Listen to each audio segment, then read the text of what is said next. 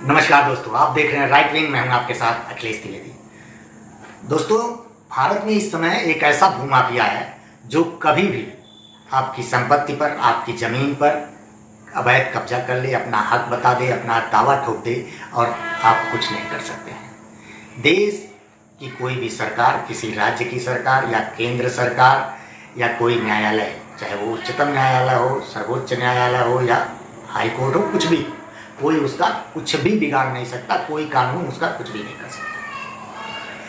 हम आपको उस भूमाफिया के बारे में विस्तार से बताएंगे, लेकिन अगर उससे पहले आप हमारे चैनल पर नए हैं तो इसको लाइक करिए, सब्सक्राइब करिए और कमेंट में हमें सुझाव दीजिए कि हम इसको और बेहतर कैसे कर सकते हैं। दोस्तों, इसी अवैध तरीके से उस भूमाफिया ने अब तक पूरे भारत में इतनी संपत्ति अर्जित कर ली है कि आप सोच भी नहीं सकते। वो भस्मासुर की तरह है और अपनी अकूत ताकत के बल पर, जो अवैध है, उस ताकत के बल पर वो हिंदुओं को लगातार भस्म किए जा रहा है। उसकी ताकत इतनी है कि हिंदू उसका कुछ बिगाड़ ही नहीं पा रहे हैं। दोस्तों, हम बात कर रहे हैं वक्फ बोर्ड की। आपके मन में ये आ रहा होगा कि कौन सी ऐसी ताकत है कि जो इतनी बड़ी है कि जिसका कोई कोर्ट, कोई कानून, कोई सरकार कुछ नहीं कर पा रही है। तो दोस्तों, वो है वक्फ बोर्ड।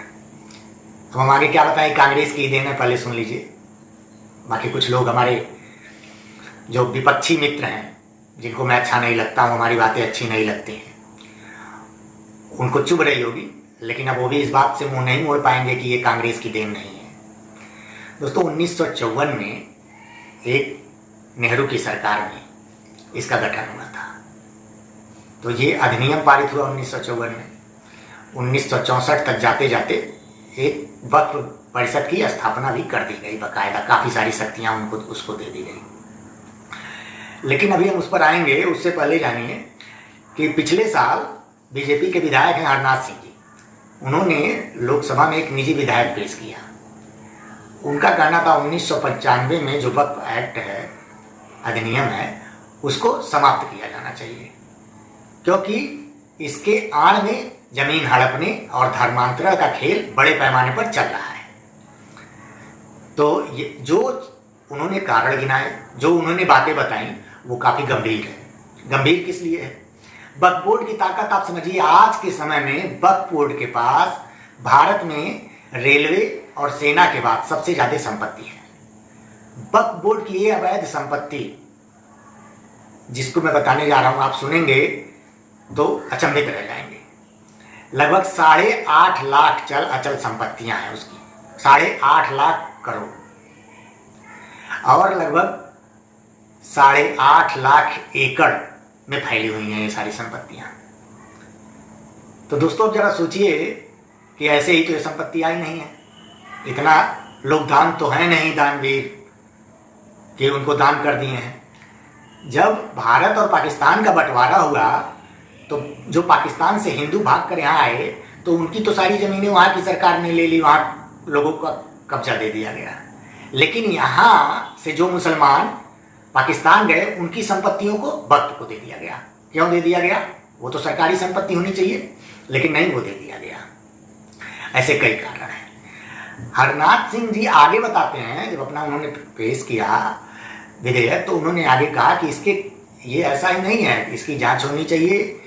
और अभी सूत्रों के हवाले से खबर है कि इसमें कुछ संशोधन किया जाएगा।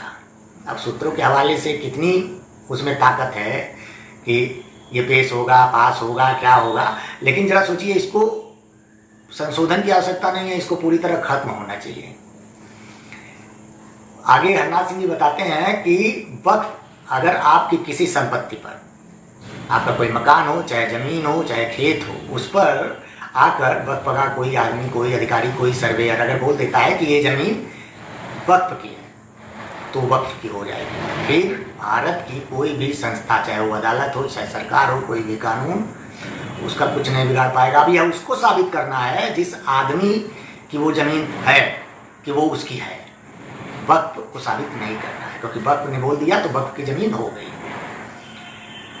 इसके पास इतनी ताकत है, सोचिए। और उसमें क्या हुआ? उसके पीछे कांग्रेस सरकार की ही देन है। 1954 में एक अधिनियम पारित होता है वक्फ के नाम का। 1964 में वक्फ परिषद की स्थापना हो जाती है बाकायदे। 1995 में इसको केंद्र शासित राज्यों में और राज्यों में इसके बोर्ड का गठन की अनुमति सरकार द्वारा दी जाती है।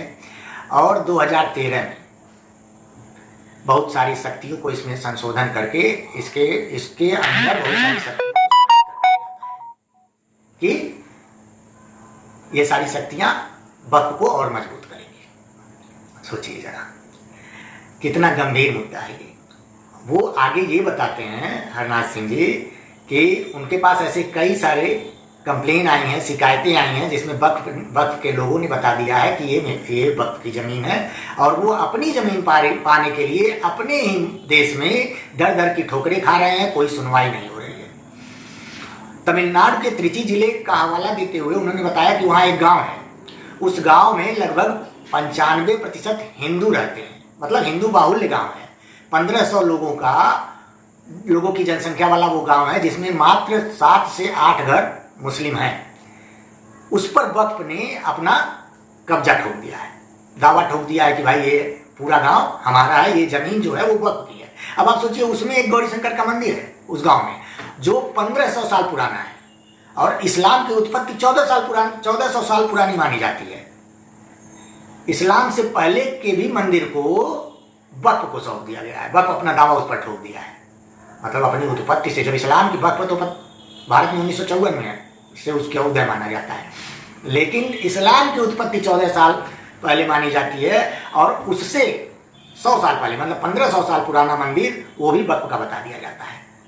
हरनाथ सिंह जी और कहते हैं एक बात कि इसी तरह उनके पास एक कंप्लेन आई महाराष्ट्र के सोलापुर जिले की, जहाँ 250 दलित परिवारों की जमीनों को वक्फ ने अपना बता दिया। वो बेचारे दर दर की ठोकरें खा रहे हैं और दोनों जगहों में एक चीज़ कॉमन है, जब उन दर दर ठोकरें खाने के बाद उनकी कोई सुनवाई नहीं हुई, वो अपनी खुद की ज़मीन को खुद का साबित नहीं कर पा रहे हैं, क्योंकि उनको जाना है वक्फ के अधिकारी के पास, उनको जाना है वक्फ के बोर्ड के पास, और वक्फ का बोर्ड पहले ही कह चुका है, वक्फ बोर्ड पहले ही कह चुका है कि ये जो ज़मीनें हैं वो हमारी, तो वो साबित कैसे करें? तो उसका उनको एक उपाय बताया जाता है।